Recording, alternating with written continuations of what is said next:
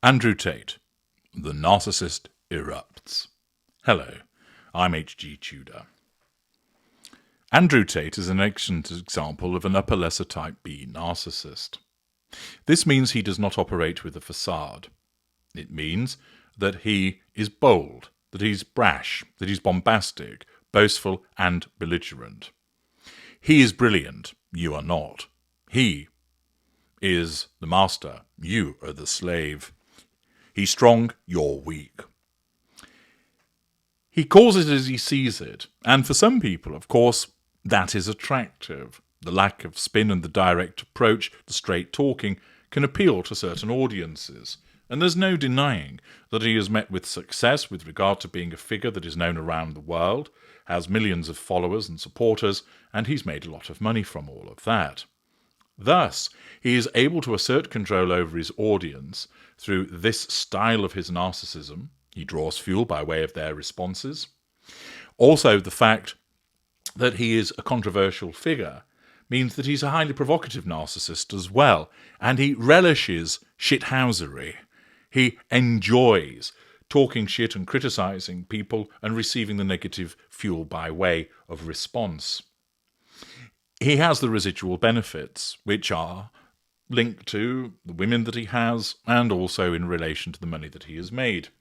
Thus, his narcissism certainly assists him in that regard. He calls it as he sees it. He doesn't hide behind a facade. He puts it out there. But as an instinctive functioning narcissist that doesn't plan ahead in relation to the issue of the prime aims, he repeatedly gets himself into difficulties vis-à-vis collateral consequences. He has found himself criticised in relation to an allegation that he has failed to pay tax in relation to certain earnings. This is challenge fuel.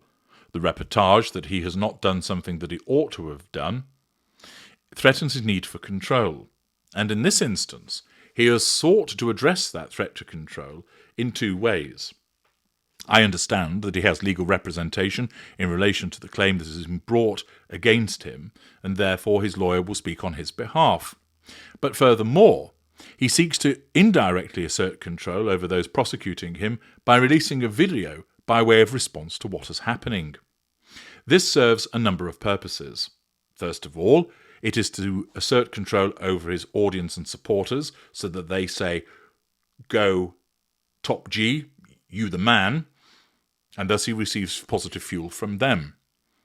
It's done for them to agree with him that he's right and the tax authorities are wrong, for the purposes of an indirect assertion of control over them. It's also part, of course, of demonstrating that he is not going to be cowed by these authorities. It also demonstrates the paranoia of this individual with regard to the way that he believes that he is being persecuted. Let's watch his response, and then I'll break it down for you. Here it comes. What's this? It's tax evasion. So in case you haven't seen the news, now the UK government has instructed their propaganda arm to tell everybody that I'm a tax evader and I owe £21 million of taxes. They know this is false, and I'm going to prove in court that this is false. They know that I have a complicated tax structure, and they're going to deliberately pretend they cannot see the very obvious places I've already paid my tax, so that they can come at me and attack me and put me all over the MSM and try and insult me again, because the case in Romania is falling apart. Guys, do not be deceived. They said 3 years ago that I was a human trafficker. Where are the victims? Where are the girls? Where's the human trafficking? The only people they can find are people saying, he didn't human traffic us, he's our friend. What are you talking about? So now they thought, shit, he's won, this is garbage, let's quickly say he's a tax evader. God, tax evasion isn't even a slander. What, I don't give you my money. Let's imagine I fucking evaded tax, which I didn't. All you'd be saying is I don't pay for more bombs to drop on innocent Gazan children. Oh, I'm sorry, boo-hoo. You know I paid my tax, British government. You're just coming after me because you're butthurt that you couldn't get me on this garbage human trafficking case because you're trying to damage my influence. What's amazing to me is these people in their hubris are so ignorant and so stupid that they will sit there and go, well, we failed with human trafficking, but let's call him a tax evader. That will really piss off the common man. No, do you know what pisses off the common man? I'll tell you. What pisses off the common man is that if you call the police in the UK after your house has been broken into, it takes them 2 hours to arrive. If you call the police in the UK after your phone's been stolen, they don't come at all. But the British police have enough time to sit down and fuck about with my tax affairs from 10 years ago, even though they know I'm completely innocent, just to try and get headlined in the MSM, even though the streets are running with blood and riddled with crime. That's what pisses off the common man. What pisses off the common man is that you don't do your fucking job, British police. You don't protect anybody ever, but you want to fuck with me because I'm famous, even though you know I'm totally innocent. Calling me a tax evader does not damage my affinity with the common man in any regard, because everyone's tired of this fucking government and you're all scammers anyway. I've paid my taxes. I've done nothing wrong. I'll beat this case like I'll beat every other fucking case. And all you're doing by putting this on the news is proving that I'm rich. Thanks. Thus, what you witness at the start is a somewhat exorcised Mr. Tate. He's not impressed by this threat to control. He's not shouting and screaming, but it's certainly the case that his heated, ignited fury has been erupted as a consequence of these allegations. He starts off by suggesting that in the United Kingdom, it's a propaganda arm that is moving against him. This is demonstrative of a paranoid mindset. He sees it as propaganda, i.e., seen through the distortion field of his narcissism. He doesn't regard the case against him as legitimate or based upon true facts, but rather all part of propaganda that's being pumped out against him in order to persecute him. You'll note that immediately he gets it wrong. He suggests that the authorities are saying that he owes £21 million in tax. They're not. They're saying that he owes tax on earnings of £21 million.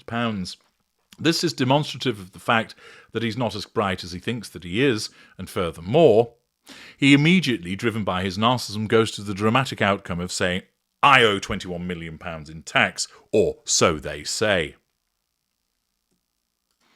He then explains that he has complicated tax arrangements. Of course he does. He's a very special man, and a very special man doesn't have basic tax arrangements. He has complicated and complex ones. Admittedly, his tax arrangements will be multi-jurisdictional, but at the end of the day, you'll notice the boast about his tax arrangements, and that he maintains that he has paid his tax, not something that the authorities seem to accept. Once again, he adopts this persecuted mentality, the victim mentality, of making it all about the fact that mainstream news is going to use this as part of a continued attack against him. He simply misses the point that there is an allegation that he has not paid tax, and this is being done to recover tax. But because the fact that he is a well-known individual, this is going to get reported on. It's often the case with the narcissist that they will, of course, court the pursuit of the prime aims through the utilization of fame, but when it goes against them, they'll claim victimization. They're happy to court fame when it's working for them, when it enables them to control people, draw fuel, gain those character traits and residual benefits, but the moment that their transgressions, misdemeanors, crimes are reported on as a consequence of the fact they are of interest to people because they're famous, they want to dispense with that fame by claiming, this is a deliberate persecution against me. Their victimhood rises to the fore. He then moves on to maintaining that the case in Romania is falling apart, although that doesn't appear to be the case because he's still going to stand trial. He, of course, then starts to become more aerated at the suggestion of him being a human sex trafficker. He then asks, where are the victims? Where are the girls? Well, I'm fairly sure that the Romanian authorities have the appropriate individuals and testimony from them with regard to the prosecution of the case. The way that Tate presents it is as if they should be sort of stood with him in that room as he looks around himself. Once again, the deluded nature of his narcissism tells him that the case isn't proceeding against him, that it's falling apart, when the actual evidence demonstrates that it's anything but that. He maintains that the alleged victims describe him as a friend. Well, we'll see if that's the evidence that comes out. And that's his narcissism nullifying the threat to control by suggesting the victims regard me as a friend. Again, that may well be his deluded viewpoint, that he thinks they're friends, and they will say something different. We will see when the evidence comes to be tested. However, he interprets that as meaning there is no case against him. Thus, he, as judge of himself, can then dismiss that. He nullifies that threat to control by claiming, they are my friends, they say as such, therefore there's no case against me. Then, with the grandiosity of the upper lesser type B, he regards it as almost a game that's taking place between him and the authorities, that somehow the authorities really want to nail Andrew Tate because he is master of the universe, the top G. And in the circumstances, his paranoia tells him, because they can't get you on sex trafficking claims, although that has not been decided yet, the trial remains extant, they now accuse you of being a tax evader. This is all part of some mysterious entity that is trying to orchestrate a campaign against him. This is the typical paranoid mindset of certain narcissists who believe that someone or something or some organization is repeatedly out to get them. This is indicative of the way that the narcissist regards themselves as wholly special, that the authorities, rather than taking action with regard to the commission of a crime, are actually motivated by a desire to silence him because he's so special. He fails to recognise that the action by the Romanian authorities is based upon the allegation that he has committed crimes in relation to human trafficking.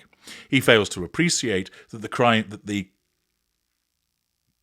actions against him in the United Kingdom are based upon allegations of tax evasion. It isn't part of some grand conspiracy against Andrew Tate, but his narcissism tells him that he is, and thus he erupts, becoming increasingly aerated as he rails against the patent injustice and unfairness of all of this in this video message.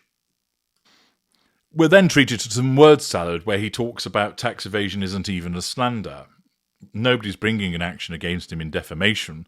They're bringing a claim against him on the basis that he's failed to pay the tax that he ought to have done on certain online businesses.